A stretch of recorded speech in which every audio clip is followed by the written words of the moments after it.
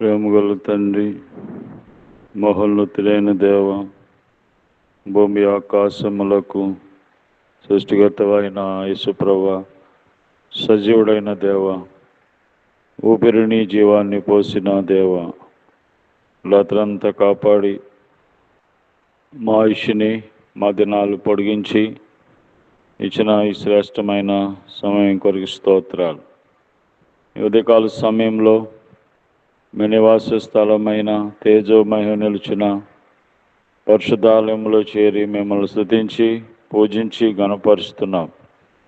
ఎందుకనగా నాయనా, మరి పాపములో పడి చెడిపోయి మరణానికి పాత్రులమైన మమ్మలను రక్షించటానికి ఈ లోకానికి మిమ్మల్ని మీరు తగ్గించుకొని దేవుడు అయ్యుండి, ఆత్మస్వరూపైన దేవుడు అయ్యుండి భూమి మీదకి మానవ శరీరమును ధరించుకొని నాయన మా నిమిత్తమై కల్వరి శిలువలో రక్తము చిందించి ఆ రక్తము ద్వారా మా కర్మ జన్మ పాపములను తీసివేసినందుకు స్తోత్రాలు.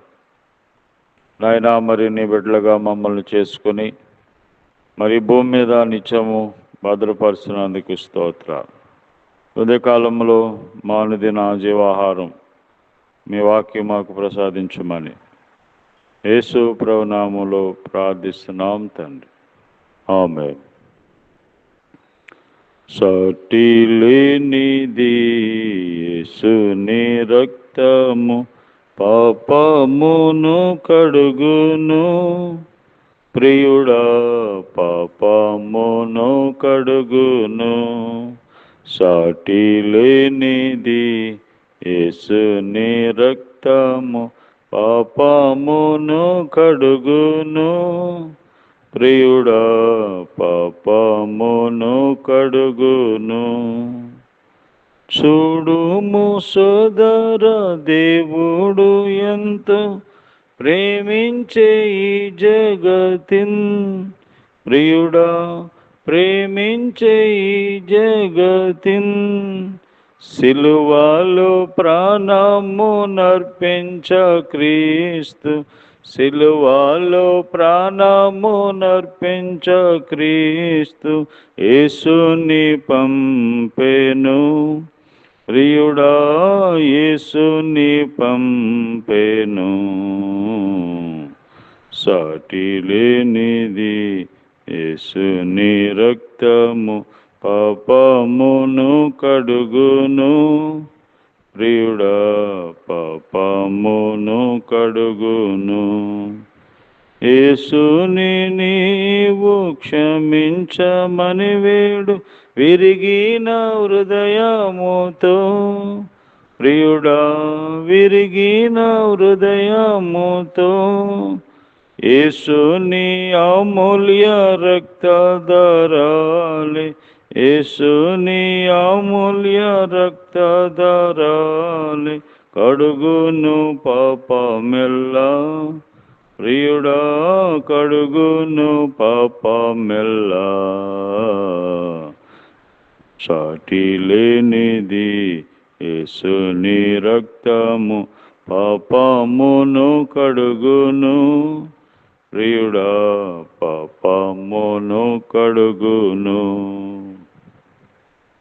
దేవుని పరిశుద్ధ గ్రంథమైన బైబిల్ నుండి ఈ దినము దేవుడు మన కొరకై సిద్ధపరిచిన వాక్య భాగము ద్వితీయోపదేశ కాండము 28వ అధ్యాయము 14వ వచనములో, అన్యుల దేవతలను అనుసరింపకయు వాటిని పూజింపకయు ఉన్న ఎడల నీవు అనుసరించి నడుచుకొనవలనని నేడు నేను నీకు ఆజ్ఞాపించున్న నీ దేవుడని యెహోవా ఆజ్ఞలను విని వాటిని అనుసరించి గైకొనిన ఎడల యెహోవా నిన్ను తలగా నియమించును గాని తోకగా నియమింపడు. నీవు పైవాడవుగా ఉందువు గాని క్రిందవాడవుగా ఉండవు. దేవుడు మనలను తలగా నియమిస్తాడు, తోకగా నియమించడు, పైవారుగా ఉంచుతాడు, కిందవారుగా ఉంచడు. కాబట్టి మనము పైవారుగా ఉండాలి అంటే, దేవుడు మనలను హెచ్చించాలి అంటే, ఆయన మనకి ఇచ్చినటువంటి ఆయన ఆజ్ఞలను, ఆయన విధులను మనం గైకొనాలి. ఎవరైతే దేవుని యొక్క మాట చొప్పున ఆజ్ఞలకు విధేయులై జీవిస్తారో వారిని దేవుడు పైవారుగా ఉన్నతమైన స్థితిలోనికి దేవుడు తీసుకుని వస్తాడు. ఆ విధంగా తీసుకొని రాబడినటువంటి భక్తులు ఎంతోమంది ఉన్నారు. యేసేపు అనేటువంటి భక్తుల్ని కూడా దేవుడు బానిసగా అమ్మబడినటువంటి ఆ యేసేపు అనేటువంటి బాలుడును, యవనస్తుని దేవుడు ఉన్నతమైన స్థానానికి తీసుకొని వచ్చాడు. బానిస ప్రధానమంత్రి అయ్యాడు దేశానికి. కారణం ఏంటంటే ఈ యేసేపు అనేటువంటి అది దేవుని బిడ్డ దేవుని యొక్క ఆజ్ఞలకు విధేయులై ఆయన కట్టడలకు అనుసరించి జీవించాడు. పొతీఫరు యొక్క ఇంటిలో బానిసగా వచ్చినటువంటి బాలుడు, యవనుడు ఆ యొక్క ఇంటిలో నమ్మకముగా ఉన్నాడు. ఇంటిలో నమ్మకం. బానిస అయినప్పటికీ, పనివాడైనప్పటికీ మరి ఆ ఇంటిలో నమ్మకముగా జీవిస్తూ వచ్చాడు. ఎటువంటి అపనమ్మకము లేకుండా నమ్మకమైన పనివాడిగా జీవించాడు. ఇంటిలో నమ్మకము. రెండవదిగా ఆ ఇంటిలో నమ్మకముగా ఉన్నటువంటి ఆ యవనుని మరి పనిలో కూడా ఆ పని అంతటిని కూడా అప్పగించాడు. ఆ పొతీఫరు పనిలో కూడా నమ్మకముగా ఉన్నాడు. విచారణకర్తగా నియమించాడు. కాబట్టి నమ్మకం, ఇంటిలో నమ్మకము, పనిలో నమ్మకము. మూడవదిగా దేవునికి కూడా నమ్మకముగా జీవించాలి. ఏ తప్పైనను దేవునికి విరోధంగా ఏ తప్పైనను పాపమైనను చేసిన వాడు కాదు. కనుక దేవునికి నమ్మకస్తుడుగా జీవిస్తూ వచ్చాడు. అందుకని దేవుడు చిన్న వయసులోనే ఉన్నతమైన స్థితిలోనికి దేవుడు తీసుకుని వచ్చాడు. కాబట్టి ఈరోజు దేవుడు నిన్ను కూడా ఉన్నతమైన స్థితిలోకి తీసుకురావాలి అంటే, పైవారుగా దేవుడిని ఉంచాలి అంటే, నిన్ను దేవుడు హెచ్చించాలి అంటే నువ్వు ఇంటిలో నమ్మకముగా ఉండాలి. నీకు ఇచ్చిన పనిలో నమ్మకముగా ఉండాలి. నేను సృష్టించిన దేవునికి అన్నిటికంటే దేవుని ఎడల నమ్మకముగా ఉండాలి. నమ్మకముగా ఉండేవానికి దీవెనలు మెండుగా కలుగుతాయి. దేవుని ఇంటిలో నమ్మకస్తులకే స్థానం ఉంటుంది. మోసగాండ్రకు స్థానము లేదు. మోసగాండ్రు దేవుని ఇంట నివసింపరాదు. కాబట్టి నమ్మకముగా ఉండువారికి దేవుడు అనేకమైన ఆశీర్వాదములు దేవుడిస్తాడు. కాబట్టి దేనికైనా నమ్మకము అనేది అవసరం. నమ్మకమును బట్టి దేవుడు మనలను ఆస్వాదిస్తాడు. కాబట్టి నమ్మకముగా ఉండువానికి మెండైన ఆశీర్వాదములు కలుగుతాయి. కనుక దేవుడు మనకి చెప్పిన మాటలకు విధేయత లోబడుతూ ఎవరైతే జీవిస్తారో అటువంటి వారిని దేవుడు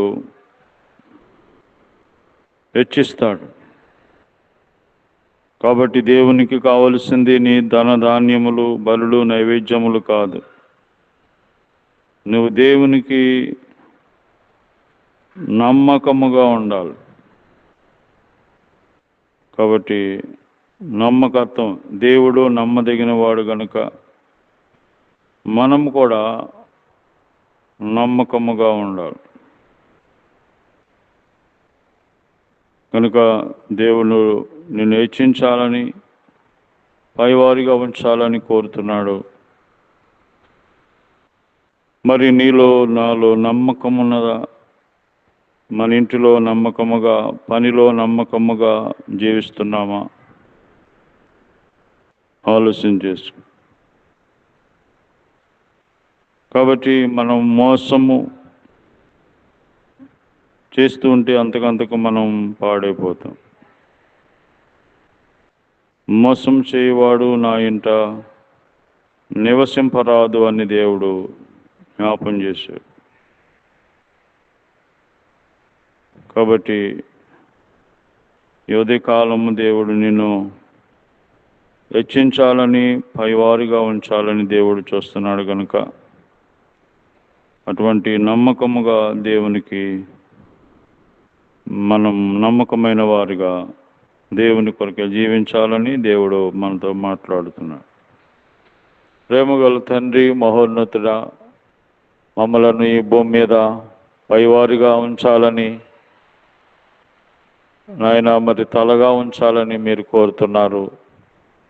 ఆ విధంగా మేము చేయబడాలంటే మేము నీ ఆజ్ఞకు విధేయత చూపించి నీ మాటలకు లోబడుతూ ఇంటిలోనూ పనిలోనూ దేవా మీ విషయంలోనూ నమ్మకముగా జీవించడానికి సహాయం చేయండి.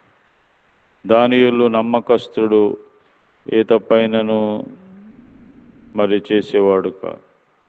దినమునకు 3 సార్లు నమ్మకముగా ప్రార్థన చేసుకునేవాడు. అటువంటి జీవితం మాకు దయచేయండి. మా దేశానికి, రాష్ట్రానికి, గ్రామ ప్రజలందరినీ కూడా దర్శించండి. రోగులను స్వస్థపరచండి. హాస్పిటల్లో ఉన్న వారిని, హాస్టల్లో ఉన్న బిడ్డలు, చదువుకున్న వారికి, ఎగ్జామ్స్ కొరకు సిద్ధపడుతున్న వాళ్ళకి సహాయం చేయండి. దేశంలో ఉన్న వాళ్ళని కాపాడండి. జ్ఞాపం చేసుకుని యుద్ధాలు ఇజ్రాయెల్లో మీరు ఆపండి. నెమ్మది, శాంతి, సమాధానము దయచేయండి. ఆయన ఇంకెవరైతే ఆయా సమస్యలతో ఉన్నారో జ్ఞాపం చేసుకో.